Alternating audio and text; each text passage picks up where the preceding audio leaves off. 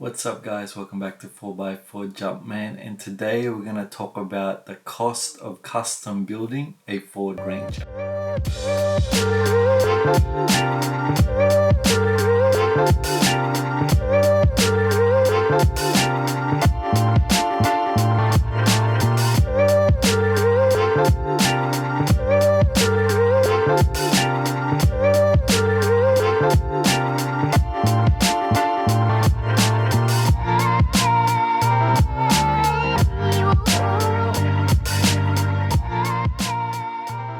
So I decided to buy a Ford Ranger so I can go off-roading and camping.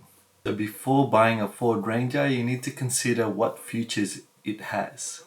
Does it have a four-wheel drive? Is it an IFS or is it a solid axle? Does the four-wheel drive have a differential lock? Is it factory locked on the rear, or is it both, or is it just front or rear locked? Does it have low range? Does it have traction control? Is it manual or is it automatic?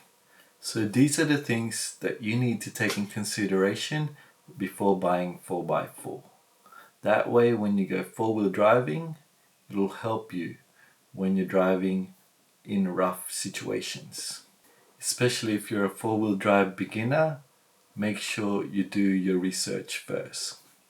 So some people buy cheaper 4x4 so that they can modify them, and they can modify them as a budget build. Although when you buy something cheaper, there's always some issues like probably rust or some engine problems. For me, I ended up buying a new Ford Ranger so that way there won't be much problems, and as well as I have to add the parts, which is going to cost me more. So let's talk about the cost of the custom build, and with this we're going to talk about the essentials of what you need for when you're going off-roading and camping adventures. So some aftermarket parts are expensive, and also you can go cheap, but sometimes if you go cheap they're unreliable and they're pretty bad quality. But if you go expensive, they're great quality and they're reliable and they last long. So some parts look really horrible and some parts look really good. So you got to do your research if you want the booba that looks good, or you want it to just be really capable and reliable and it'll have a lot of protection on your vehicle.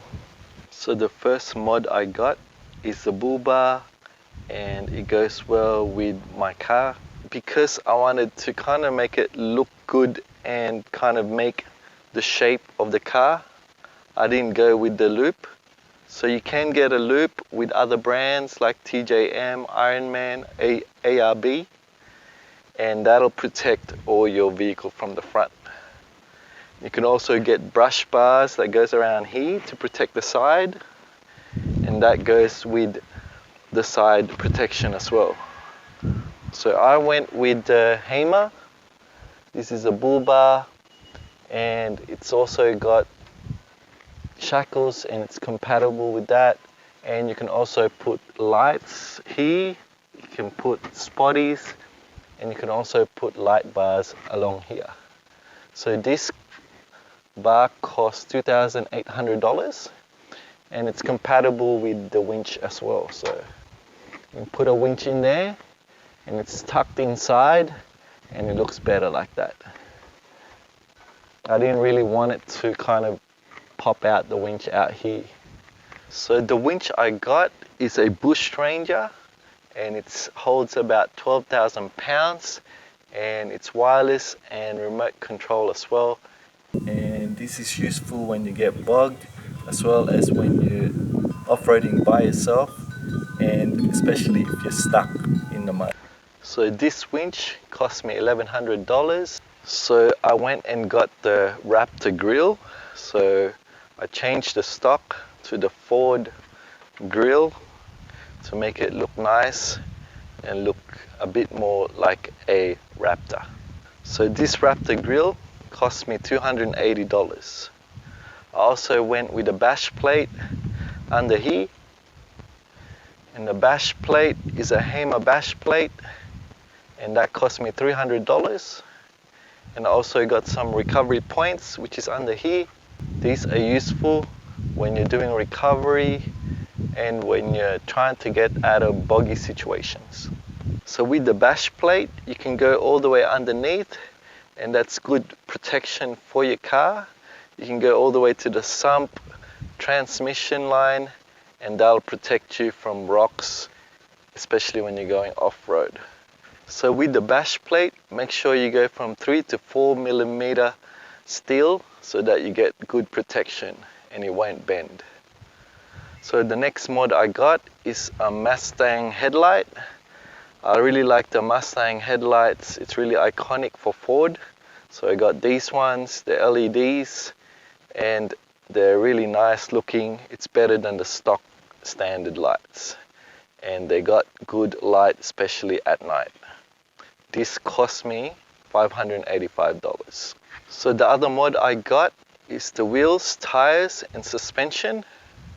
So with the suspension, it's normally comes last, because you need to know the weight of your vehicle when you have put your bull bar and your winch, because they're quite heavy. So I went with the 9 adjustable Tough Dog suspension, and this one is 300 kilograms constant.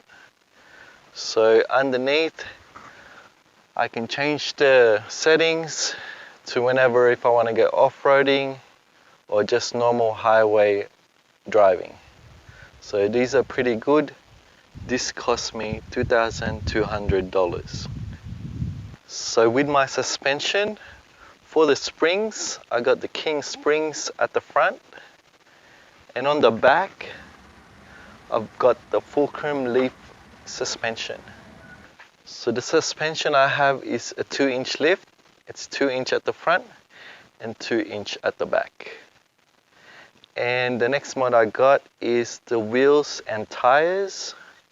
The wheels are from King Wheels Australia, and they are called the Zombie, and it's 17 by 9s. And then the tires I got is a 285/70/17 by BFG, and they are all-terrain tires.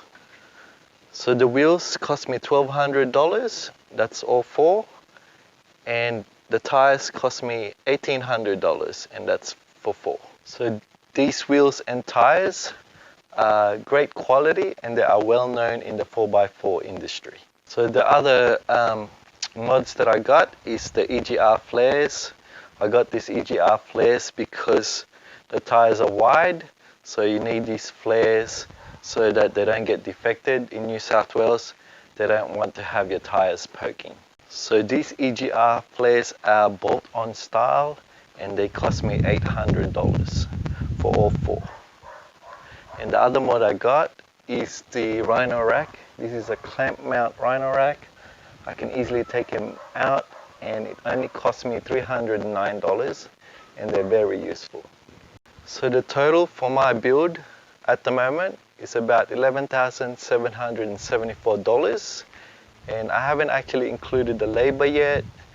With the labor, for 6 hours just to put the bull bar, it's about $600, and then all the other fittings, it's about $150 per hour. But I have included that on the total price. Also with this build, the other mods that I'd like to put in here would be the sidebar, which is the rock sliders.